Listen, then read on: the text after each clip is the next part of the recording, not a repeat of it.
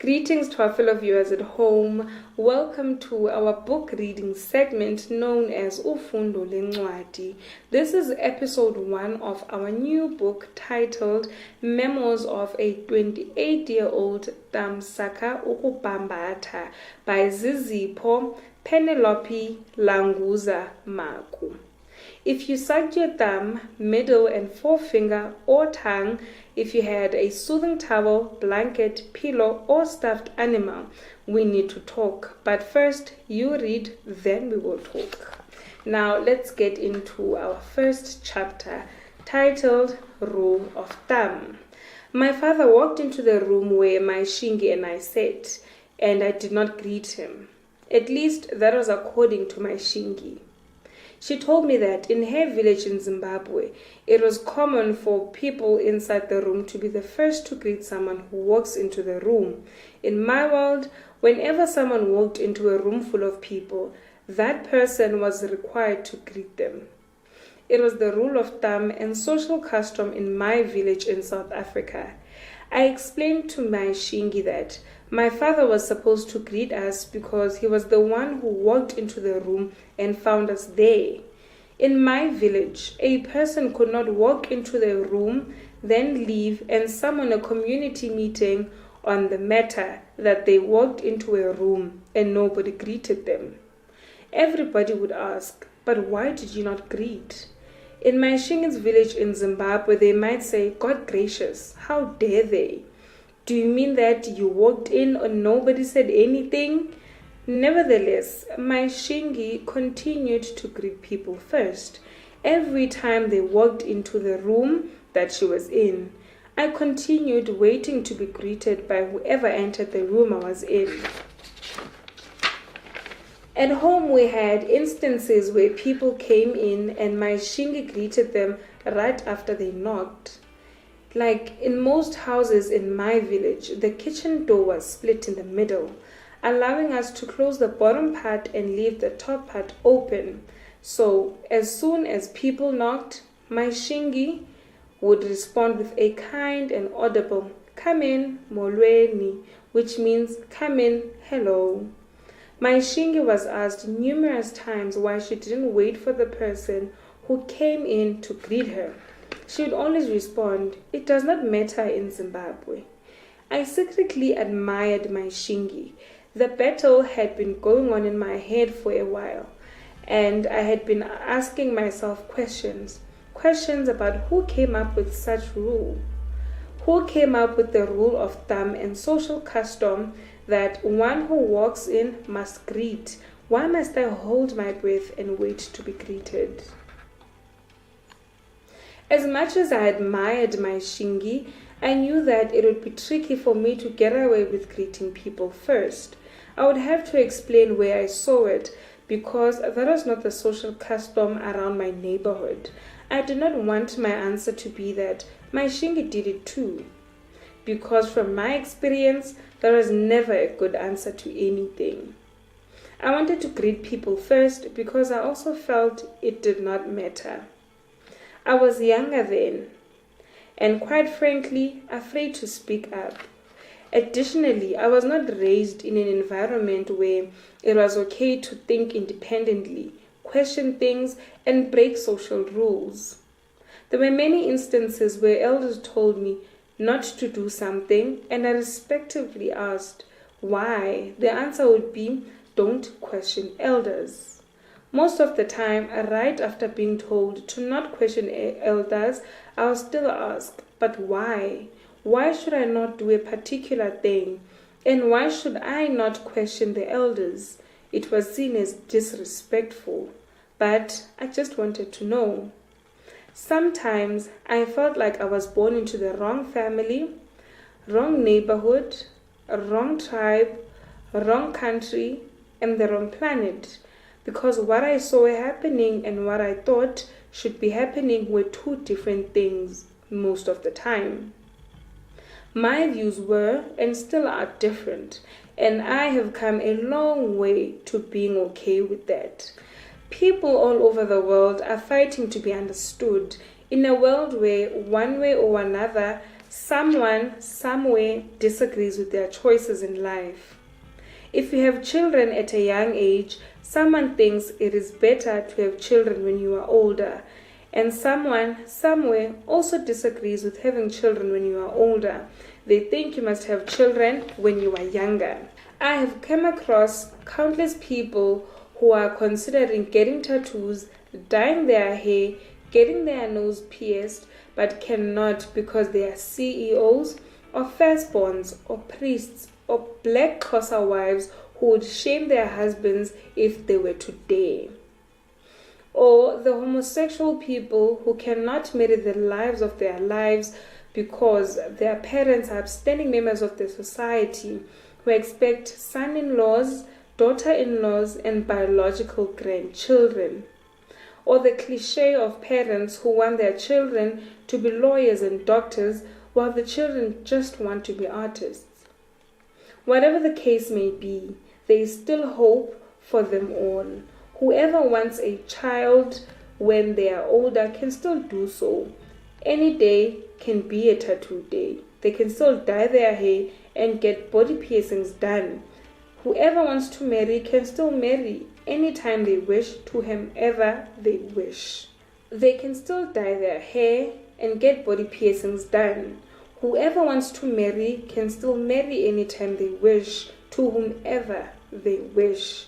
There is still time. However, the same cannot be said about me. I grew up sucking my thumb, and I was groomed from a young age to stop sucking my thumb because it was not acceptable in society as I grew older. I never got the chance to decide for myself if I wanted to continue sucking my thumb or not, because typically parents put a stop to thumb sucking when the children are still young, too young to even understand themselves. As a rule, it is okay to suck your thumb when you are young, but as you grow older, you must overcome it. This is a social custom that is practiced in many parts of the world. I get asked all the time, why do you suck your thumb? Yet nobody asks the next person why they are female, because the conversational answer to this would probably be along the lines of, I was born like that. It is nature. So why do I suck my thumb? It is nature. On being female, as you get older, nature takes its course and you may become more feminine. You grow breasts and menstruate. You become better at understanding and handling yourself as a human being. Your young female identity evolves. While thumb sucking should also naturally advance as you get older, the rule of thumb is that it must halt instead. As we grow older, the brain develops, therefore, sucking the thumb in a childhood can never be the same as sucking thumb in adolescence or adulthood. Just as I have matured in other aspects of my life, I have matured in my thumb sucking too. But besides being born like that, I also have a long answer as to why I suck my thumb. As a child, I had no idea why I sucked my thumb. I just knew that I did. I could never really describe the feeling or the point of it, but as I grew older, I became more self-aware and conscious of the fact that other children did not do this, and they did not feel what I felt when I told them to suck their thumbs with me. I felt sorry for them. I always felt like they were missing out. But as I grew older, the more aware I became of my surroundings and the more embarrassed I became as my mates made sure to point out the fact that I was a thumb sucker. I slowly refrained from sucking my thumb in public, from sucking my thumb during grocery shopping to sucking my thumb at home where there were fewer people. Then I went from sucking my thumb at home where there were fewer people to sucking my thumb under the blankets, because over time, even at home, thumb sucking was not acceptable anymore. It seemed I needed government intervention or an army as a thumb sucking radical who needed to be stopped. I have met many more like me. many thumb suckers were forced to abandon their true selves in exchange for being considered decent citizens, because decent citizens do not suck their thumbs at the age of 28. But I have met adult thumb suckers who still suck their thumbs under the blankets. They suck their thumbs when they are alone and free from judgment. For thumb suckers, it is just a memory, but not for me. Some do not see anything wrong with the fact that they were made to overcome thumb sucking, and some do. Some are grateful that they stopped or were made to stop because they realized that they would have never been respected men of society while sucking their thumbs. I also know for a fact that in my culture, no grown woman who sucks their thumb would get respect from anybody, not their siblings, wives, mates, or children. No Xhosa man who sucks their thumb would not be made fun of, and no child of a man who sucks their thumb would not be made fun of. Still, I find it strange because adults sometimes drink alcohol just to have a moment to escape reality, a moment to not care, to not worry so much, to just get dizzy for a while. Other adults smoke, some get high, some binge watch Netflix. None of these things fix their problems. It is just pleasant to forget about one's problems for a moment. Yes, they will still be there after you have drunk that bottle of wine, but one might wake up the next day calmer and better, able to plan to how solve a problem. Thumb sucking pretty much works the same way. The same problems do not go away.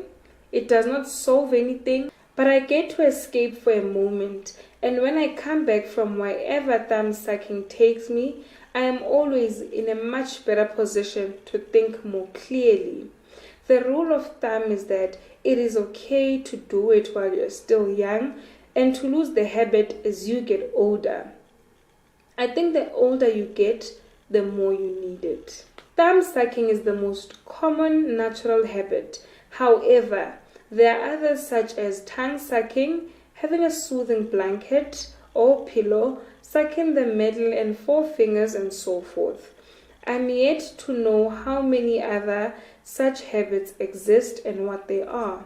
I use thumb sucking as a blanket term to explain, because whenever I explain my habit, people do not understand what I mean until I say, it is like sucking your thumb. That always rings the bell. Otherwise, I do not literally suck my thumb. I bambata. Now, viewers, that is the end of our first chapter that was titled Rule of Thumb. In our next episode, we'll be getting into chapter 2 that is titled My Habit, Mom Says. See you on the next episode on Friday.